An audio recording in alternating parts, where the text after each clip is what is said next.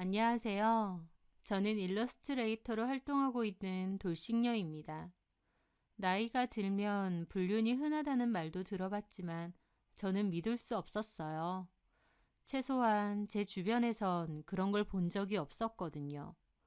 불륜이니 막장이니 다 딴 세상 이야기로만 생각했었죠. 하지만 결혼 당시 제가 그 막장 이야기의 당사자가 되었고 그 심정은 정말 말할 수 없이 지옥 같았습니다. 저는 두 사람에게서 배신을 당했거든요. 한 사람은 남편, 또 한 사람은 고등학교 친구. 정말 사람이라는 존재 자체에 염증이 생길 정도로 그 배신감은 지독하게 고통스럽더라고요. 하지만 이제는 괜찮습니다. 왜냐고요? 저에게 배신을 했던 그 인간들에게 조금이나마 통쾌한 한 방을 선사했거든요. 어떤 사연이 있었는지 지금부터 말해보려 합니다. 저는 취미활동으로 다니던 트레킹 동호회에서 그 남자를 만났습니다. 그 남자는 증권사에서 근무를 했어요.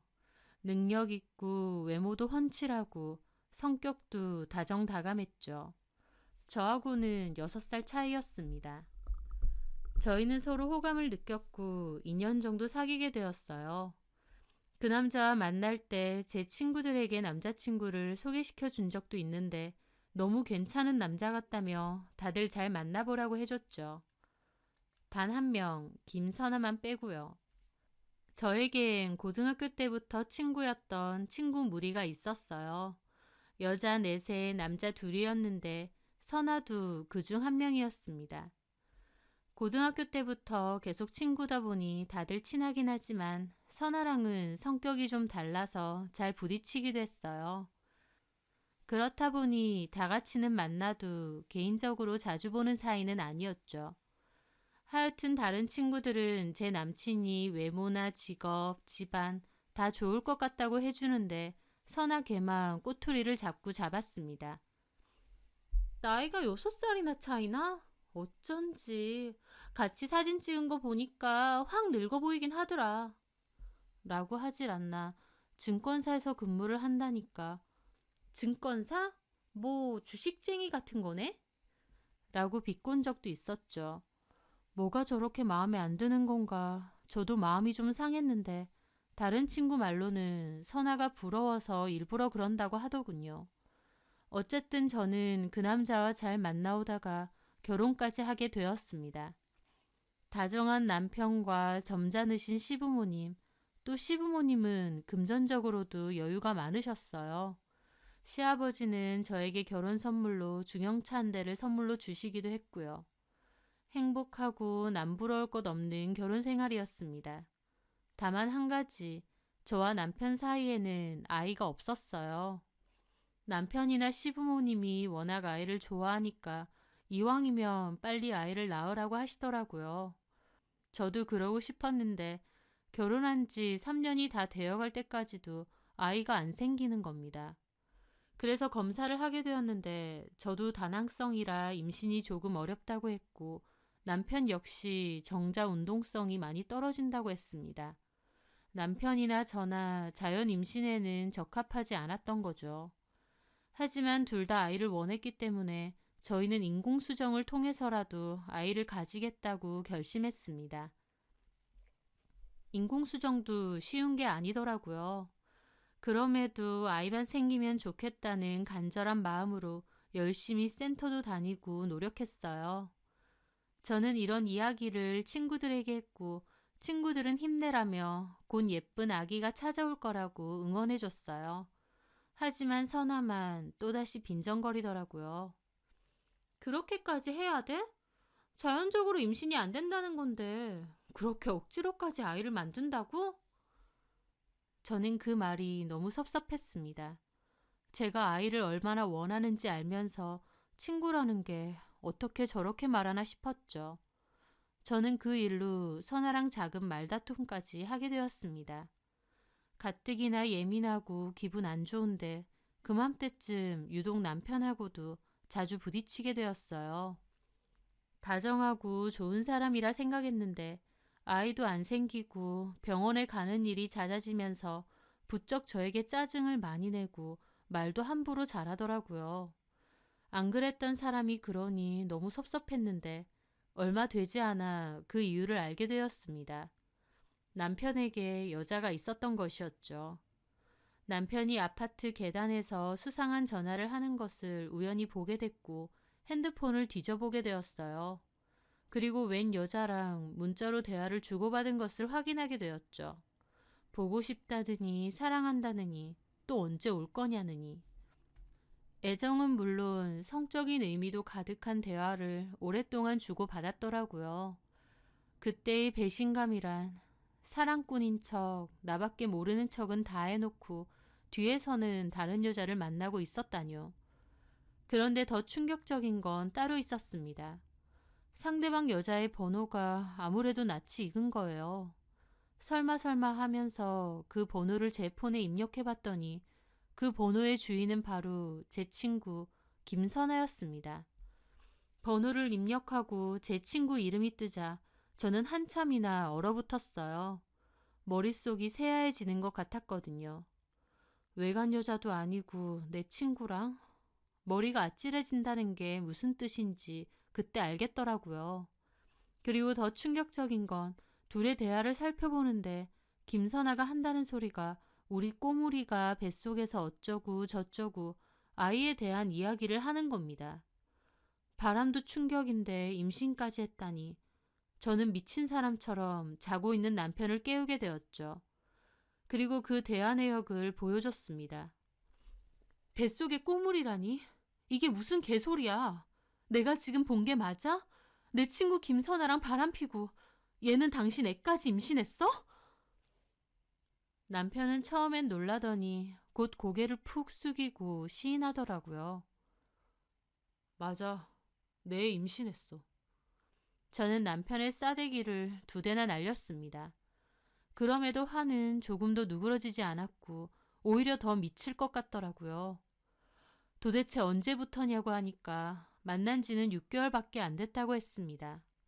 전에 제 친구들과 모임을 가졌을 때 저 포함해서 배우자가 있는 친구들은 배우자도 함께 만났어요. 그런데 그때 눈이 맞았다는 겁니다. 남편 말로는 화장실 가는데 선아가 따라와서 번호 달라 하고 유혹을 했다고 했습니다. 남편 놈도 거기에 좋다쿠나 넘어갔고요. 프리랜서 모델로 일하는 늘씬하고 예쁜 선아가 유혹을 하니 남편 놈도 얼씨구나 한 거였죠. 그날 정말 개싸움에 가까운 부부싸움을 했고 다음날 새벽 선아에게 전화를 했습니다. 선아가 전화를 받자마자 저는 쌍욕을 퍼부었어요. 남의 남편이랑 그러고 싶냐고요. 하지만 선아는 저한테 미안한 구석도 없이 태연하더라고요. 저는 그 길로 선아네 집으로 가게 됐어요. 정말 머리끄덩이라도 다 뽑아놓을 생각으로요. 하지만 선아는 문을 열어주지 않았고 문자로 자기 임신한 지 4개월 차라고 저보고 되려 헤어져 달라고 하더라고요. 그러면서 연달아 보낸 문자가 네가 못 가진 홍석 씨 아기 나는 한 번에 가졌어. 홍석 씨랑 내가 인연이라는 뜻 같아. 너한텐 미안하지만 이렇게 된 마당에 좋게 물러나줬으면 좋겠어. 라고 하더군요. 그걸 보는데 정말 미치고 팔짝 뛰겠더라고요. 저는 선아 집 앞에서 몇십 분 동안이나 악을 지르며 쌍욕을 퍼부었습니다. 정말 미친년처럼요. 그리고 친구들에게도 이 사실을 다 알렸죠. 친구들도 기함하면서 선아를 욕하더라고요. 제가 모든 사실을 알게 되고부터 남편은 도리어 저에게 이혼을 요구했습니다. 남편은 선아에게 홀딱 빠져 있었고 또 선아가 자기 아이를 가졌으니 어쩔 수 없다는 태도였죠. 이 일은 시부모님까지 알게 됐는데 아무리 저에게 잘 대해주셨어도 결국 결정적일 땐 남편 부모님일 뿐이더라고요. 처음에는 남편 보고 화도 내셨고 김선아한테도 뭐라고 하셨어요. 하지만 시간이 지나고 김선아의 배가 불러오면서 또 뱃속의 아이가 아들이라는 것을 아시게 되자 시부모님도 점차 태도를 바꾸시더라고요. 나중에는 저에게 위자료는 섭섭치 않게 줄 테니 이혼해달라 하셨고요. 결국 김선아에겐 아이가 있고 나는 아이가 없으니 저보고 물러나 달라는 거였죠. 그때의 제 기분은 한마디로 딱 죽고 싶었습니다. 행복하고 든든했던 나의 가족은 다 허상이었고 제 편은 없었습니다. 시부모님은 지금 그냥 이혼해주면 결혼할 때 줬던 차도 그냥 제가 가지고 위자료도 법적인 위자료 말고 따로 섭섭치 않게 챙겨주신다고 했습니다. 하지만 그때 저는 그 소리를 듣고도 난리를 쳤어요. 돈 줄 테니 받고 꺼지라는 뜻이냐면서요. 저는 죽어도 이혼해줄 생각이 없었거든요. 하지만 제가 그러든지 말든지 김선아 뱃속의 애는 커갔고 결국 출산도 했습니다. 남편은 그맘때 집에 거의 안 들어왔었어요. 아마 선아네 집에서 살았겠죠. 선아는 출산 후 카톡 프로필 사진에 출생한 아이 사진도 올려놓더라고요. 참 뻔뻔하고도 철면피였죠. 저는 너무 괴롭고 힘들었는데 그쯤 되니 친정 부모님도 그냥 이혼해주고 말라고 하셨어요. 제가 말라 죽는 것 같다고 하시면서요. 결국 저는 시부모님이 주신다고 한 위자료를 받기로 하고 이혼을 해주었습니다. 더 버티다간 제가 죽을 것 같았거든요. 그렇게 이혼 후 1년 정도가 지났을 때였습니다. 저는 원래 하던 사파 그리는 일을 계속했어요. 이혼과 배신의 상처는 여전했고 그것들만 떠올리면 자다가도 벌떡벌떡 일어날 정도로 분통이 터졌지만 제 마음을 달래는 수밖에 없었습니다. 참 불공평하게도 그것들은 아주 잘 먹고 잘 살더라고요. 김선아는 친구들에겐 손절당했지만 그러든가 말든가 보란듯이 아들 돌잔치도 했었고 아들 사진도 SNS에 올리면서 행복하게 잘 지내는 것처럼 보였습니다. 어쩌다가 그런 사진들을 보게 되면 참 비참하고 힘들더라고요. 그런데 어느 날 친구 하나가 저를 찾아왔습니다. 저희 무리 친구들 중에 조연준이라는 남자친구가 하나 있거든요. 연준이가 갑자기 저에게 할 얘기가 있으니 술 한잔 하자고 하더군요. 그렇게 연준이와 따로 만나게 되었어요. 요즘 잘 지내? 친구들 모임에도 잘 안 나오고. 내 꼬라지가 이래서 누구 만나기가 싫으네. 네 꼬라지가 어때서? 남편 놈이랑 친구년이랑 바람나서 애까지 낳고 희희낙낙 하잖아. 그거 지켜보면서 나는 말라 죽어가고 있지 뭐. 떨쳐보려고 해도 너무 열받아. 제 말에 연준이는 한참을 망설이다가 말하더라고요. 저기 미진아, 왜? 이 얘기를 너한테 할까 말까 참 고민 많이 했거든. 뭔데? 확실한 건 아니고 내 짐작인데 말이야. 연준이는 또 뜸을 들이더니 말했습니다. 선아 아들 있지. 아무래도 내 애 같아. 저는 그 말을 듣는데 마시고 있던 맥주를 그대로 뿜을 뻔했습니다. 정말 생각지도 못한 말이었으니까요. 그게 무슨 소리야? 실은 나 선아랑 한 번씩 자던 사이였거든. 뭐라고? 그 말도 충격이었습니다. 연준이와 선아가 그런 사이였다는 건 금시초문이었으니까요. 둘이 사귀었단 말이야? 사귄 건 아니고 그냥 한 번씩 그랬어. 서로 잘 맞아서. 그런데 실은 너랑 선아 그 일 있기 전에 선아가 나한테 그랬거든. 자기가 생리를 안 한다고. 병원에 한번 가봐야 될 것 같다고. 그래서 같이 한번 가보자고 했어. 솔직히 만약 선아가 내 애를 임신했으면 난 내가 책임질 생각도 있었거든. 그런데 근데 그 후에 한동안 연락이 안 되더라고. 나도 걱정돼서 찾아갔는데 지 말론 임신 아니래. 그냥 생리불순이라고 하더라고. 그래서 그냥 그런가 보다 했지. 근데 그 일 있고 얼마 안 있어서 너랑 그 사단이 난 거야. 네 전남편 애를 가졌다는 거지. 근데 아무리 생각해도 시기가 좀 이상하더라고. 게다가 뭐 선아가 낳은 아들 말이야. 사진을 봤는데 나 어릴 때랑 너무 비슷해. 볼수록 내 애 같단 말이지. 근데 만약 김선아가 내은데도 속이고 네 전 남편이랑 결혼까지 한 거면 내 입장에서도 진짜 어이없는 일이잖아. 내 새끼 아니야 결국. 연준이가 저에게 들려주는 이야기는 정말 충격이었습니다. 선아의 아이가 전 남편의 아이가 아닐 수도 있다는 말이니까요. 근데 뭐 증거가 있는 건 아니고 그냥 내 직감이긴 한데 만약 내 애가 맞다면 나도 이건 그냥 못 넘어가는 일 아니냐? 연준이의 말에 저도 곰곰이 생각해보니 뭔가 이상하긴 했습니다. 전 남편과 제가 임신이 안 된 건 제 문제도 있지만 남편의 정자 운동성이 너무 떨어지는 이유도 있다고 했거든요. 한마디로 남편도 자연 임신이 쉽지는 않은 상태라는 겁니다. 그런데 한창 남편이랑 싸울 때 진실인지 뭔지는 모르지만 남편 말로는 선아와 딱 한 번 잤는데 그게 임신이 됐다고 했거든요.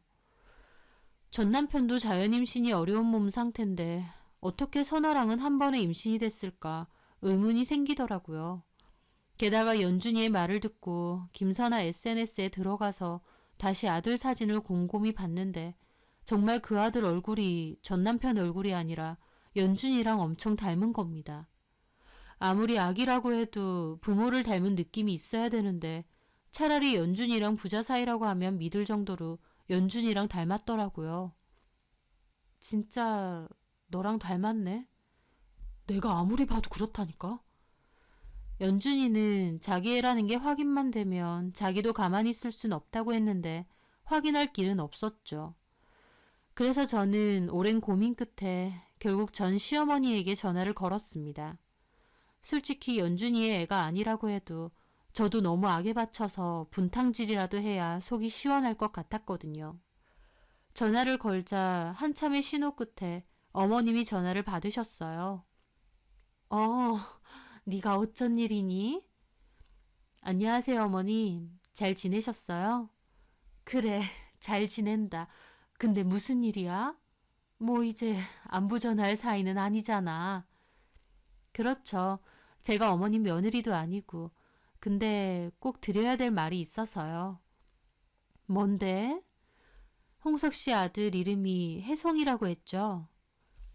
제 입에서 손자 이름이 나오니 어머님은 경계하시는 듯 한참 대답이 없으시더라고요. 그런데 제가 누굴 좀 만났거든요. 그런데 그 남자가 혜성이가 아무래도 자기 애인 것 같다고 하더라고요. 뭐라고? 너 미쳤니? 어머님은 제 말이 끝나자마자 발끈해서 화부터 내셨어요. 애지중지 1년 넘게 잘 키워온 손자가 남의 씨라고 하니 화가 나신 거겠죠. 하지만 저는 차분하게 말했습니다.